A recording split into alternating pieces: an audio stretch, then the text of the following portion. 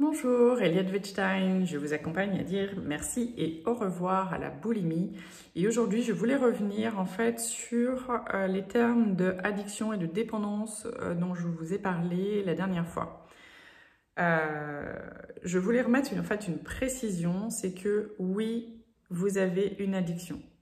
Que ce soit anorexie, boulimie, hyperphagie, je ne sais quoi en fait dans le lien à la nourriture, ça s'appelle une addiction. Et il y a quand même besoin d'accepter en fait cette situation. C'est oui, tu as, vous avez, j'ai une addiction.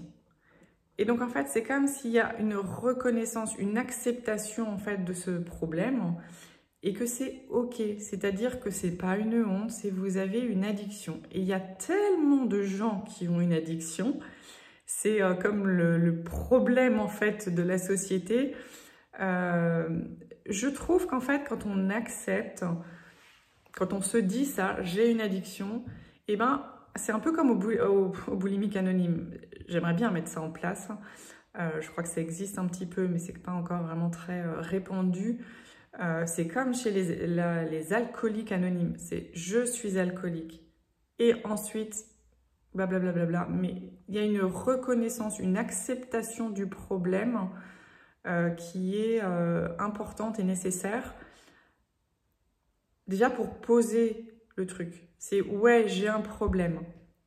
J'ai un problème. C'est pas continuer à faire comme si vous allez y arriver à vous en séparer, et comme si quand vous aurez réussi vos études, vous l'aurez plus, quand vous serez marié, vous l'aurez plus, quand vous aurez des enfants, vous l'aurez plus. Rêve, rêve total, d'accord?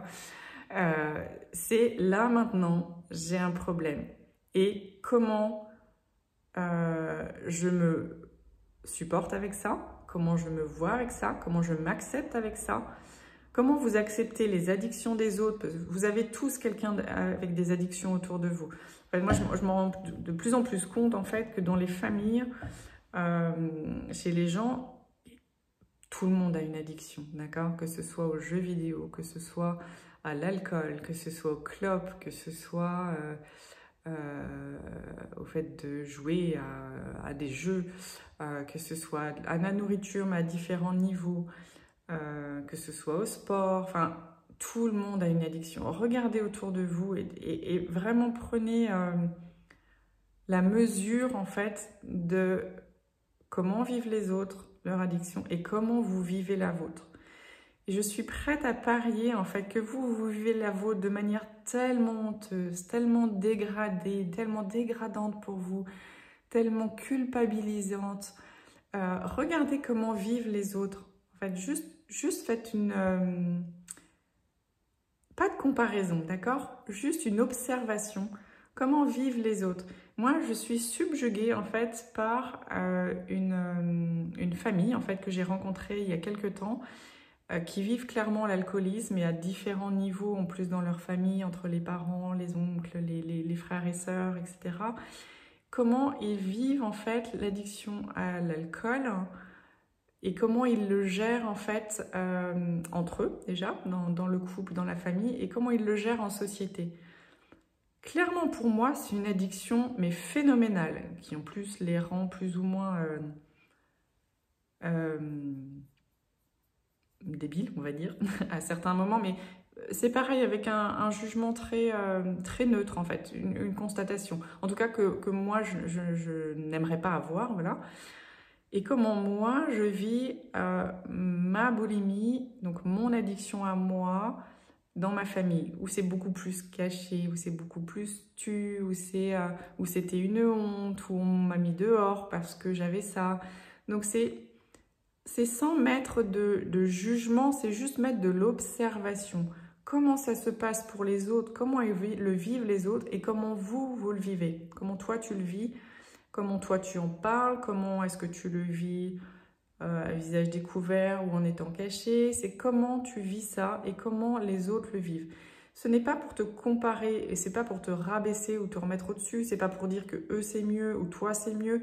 C'est juste pour voir comment d'autres personnes vivent leurs addictions et comment toi tu la vis, d'accord? Je trouve ça très intéressant parce que moi c'est quelque chose qui est en train de ressortir vraiment très fortement en fait dans mon entourage proche et ou fumer des pétards, mais du coup, il y en a qui le fument vraiment voilà, devant tout le monde, ou il y en a qui le fument en cachette, enfin en cachette, en tout cas, ils vont le faire tout seuls. Mais c'est, voilà, comment c'est vécu avec l'entourage, comment c'est partagé ou non, et comment il y a de la culpabilité, de la honte dessus ou non, et comment c'est accepté vraiment par l'entourage proche, c'est-à-dire est-ce que c'est vécu ensemble, est-ce qu'il y a du jugement de l'entourage proche dessus, est-ce qu'il y a une acceptation de l'entourage proche sur l'addiction, est-ce que c'est quelque chose qui est mis en valeur ou pas? Parce que parfois, il y a des addictions qui sont mises en valeur en fait par l'entourage. C'est-à-dire fumer, alors, mis en valeur, en tout cas, ça n'est pas dégradé, ça n'est pas dégradant. C'est complètement accepté, c'est complètement dans le truc courant et ça pose de problème à personne, ou en tout cas, même il y a un truc, ça fait cool quoi, de fumer, ça fait plus cool que d'aller se faire vomir par exemple. Mais voilà, donc mettez vraiment de la conscience dessus, je veux bien votre retour. Pour moi, c'est très intéressant en fait de voir où est-ce que tu te situes par rapport à ça. Parce que moi, c'est vraiment quelque chose que je suis en train de voir, mais fortement, en tout cas comme si ça me sautait aux yeux et comme s'il y avait plein de compréhension, plein de compréhensions oui, qui se mettent en place. Et donc, je te donne en fait je te partage en fait ces prises de conscience et je t'invite à faire de même parce que mine de rien, c'est assez intéressant. Regarde bien ou pose des questions si c'est possible pour toi dans ton entourage très proche, c'est-à-dire, je sais pas où tu en es dans ta vie, mais demande à tes frères et sœurs, demande à tes beaux-frères et belles-sœurs, demande à tes parents, parce que mine de rien, si tu as la boulimie ou l'anorexie, ça vient pas de nulle part, d'accord? Ça ne t'appartient pas. C'est que tu as chopé ce truc-là, mais ça ne t'appartient pas, ça vient d'ailleurs. Et très souvent, c'est déjà là en fait dans ta filiation, ou c'est déjà là en tout cas le comportement compulsif, le comportement addictif est déjà là dans ta famille et dans tes proches. Donc, va observer, d'accord? Sans jugement, juste va observer comment ça se passe pour les autres et observe comment ça se passe pour toi. Et voilà, juste tu prends note, d'accord? Il n'y a pas de... Juste tu prends note et puis tu laisses ton corps faire, enfin tu laisses ça en jachère après. Il n'y a rien à en faire, d'accord? Il y a juste à observer. Si tu veux prendre des notes, tu es la bienvenue. Et si tu veux échanger avec moi là-dessus, tu es la bienvenue parce que ça pourra nourrir aussi, moi, ma compréhension, mon éclairage et que je pourrai retransmettre derrière. Donc, voilà, à toi de jouer. Et si tu veux prendre rendez-vous avec moi, tu prends rendez-vous sur le lien Calendly. Je suis là pour t'accompagner à dire merci et au revoir à la boulimie. À bientôt!